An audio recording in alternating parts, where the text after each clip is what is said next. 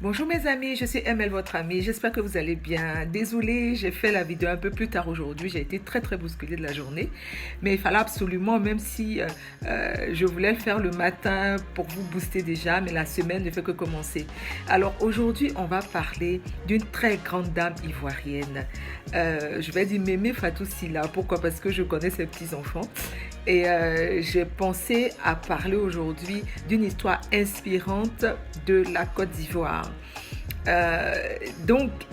Cette dame, en fait, a eu un parcours quand même très intéressant et je voulais vous en parler pour encourager surtout les personnes qui pensent que parce qu'elles n'ont pas eu un niveau scolaire assez élevé que leur vie professionnelle ne réussira pas. En fait, Mémé Fatou Sylla a eu un niveau CM1, d'accord? Donc elle a eu un niveau CM1 et à l'époque elle travaillait comme dactylographe. Donc elle a commencé, c'était bien avant l'indépendance. Donc elle a commencé à travailler en tant que dactylographe. Et puis, comme elle disait elle-même, elle touchait que 6 000 francs, pardon. Donc l'époque, c'était déjà pas beaucoup. Bon, aujourd'hui, on ne peut rien faire avec, ça c'est sûr. Mais à l'époque, c'était déjà pas beaucoup. Mais voilà, ce qui s'est passé, c'est qu'elle a décidé elle-même de faire des cours du soir pour pouvoir évoluer au niveau de son cursus scolaire. Et c'est ce qu'elle a fait. Et elle a saisi une opportunité qui est laquelle? Donc, lorsque la Côte d'Ivoire a déclaré indépendante, le pays était totalement en chantier, totalement. Donc, on avait même le plein emploi. Oui, la Côte d'Ivoire a eu un moment le plein emploi.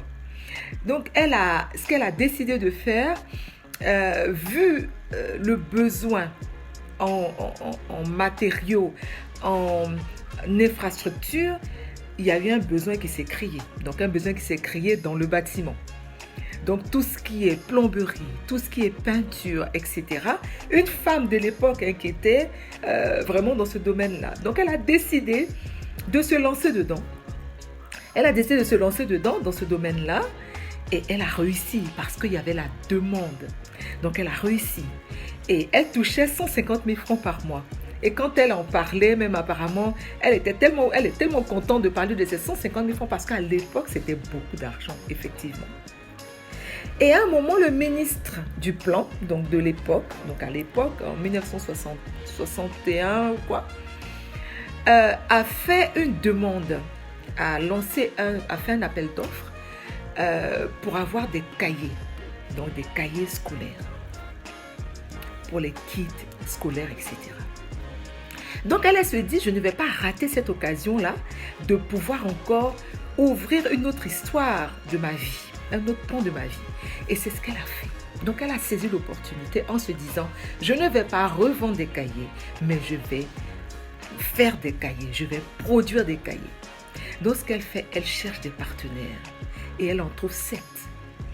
Et donc, avec les 7 partenaires, ils demandent même un prêt à la banque de 30 millions de francs CFA. Et là, ils ouvrent une industrie de cahiers.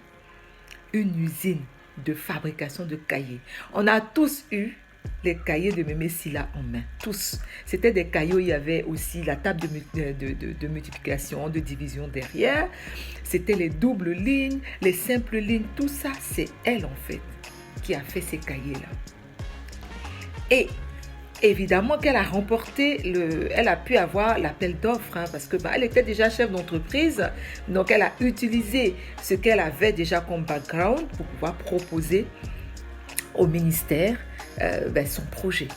Parce qu'à l'époque déjà, avec tout ce qui était plomberie, tout ça, elle avait déjà des ministères qui travaillaient avec elle, elle avait les écoles, etc. qui travaillaient avec elle parce qu'elle était consciencieuse, elle était travailleuse, elle était correcte, enfin très correcte dans son travail. Donc du coup, voilà ce qu'elle a pu ressortir de ça, de son professionnalisme. Elle a pu ouvrir une usine de cahiers.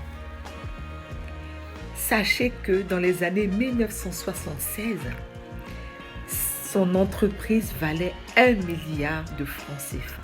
Je vous dis en 1976. Donc ça fait à peu près 44 ans. Et c'est ce qui lui a valu vraiment la richesse. C'est ce qui a fait que cette femme s'en est sortie. Donc c'est pour vous dire que vous pouvez partir avec aucun diplôme et évoluer. Tout est une question de volonté, tout est une question de patience, tout est une question d'objectif et de vision. Elle avait la vision qui était de devenir une chef d'entreprise aguerrie. Et c'est ce qu'elle a fait. Et imaginez que ça ne devait pas être facile parce qu'à cette époque, on était encore bien macho, les hommes. Donc imaginez, elle a évolué quand même dans un milieu d'hommes. Déjà tout ce qui était peinture, plomberie, tout ça, ça c'est les hommes. Mais elle a pu s'en sortir jusqu'à créer une boîte qui valait en 1976 déjà 1 milliard de francs CFA. Aujourd'hui, elle est encore en vie. Elle est encore en vie. Elle a un très beau domaine qui est vraiment vert, qui ressemble plutôt à un musée. Parce qu'elle aime l'art. Donc aujourd'hui, elle vit sa passion, qui est l'art. Est-ce que vous vous rendez compte? Elle a bossé toute sa vie. Et aujourd'hui, âgée, elle est toujours active. Elle va toujours dans son usine. Bon, aujourd'hui, tout est à renouveler. Et puis bon, avec la concurrence, etc. Aujourd'hui, c'est une femme qui est épanouie. Elle a de petits-enfants, elle a tout, mais parce qu'elle s'est battue dès le départ. Voilà, donc toi qui regardes ma vidéo aujourd'hui, tu t'es dit, j'ai pas été à l'école. Ça ne doit pas être un frein à ton évolution professionnelle. Enlève-toi ça de la tête. C'est pas parce que tu n'as pas fait un MBA que tu ne peux pas réussir. J'espère que cette histoire vous aura vraiment inspiré et que ça va vous booster à vous dire, il faut absolument que j'y arrive malgré mon niveau d'études très bas. On peut toujours se former, peu importe l'âge. Voilà. C'était mon message de ce jour. Surtout ne me remerciez pas. Je suis tout simplement votre amie. Je vous dis à demain et je vous souhaite une très très très belle soirée. Bisous. Merci. Au revoir.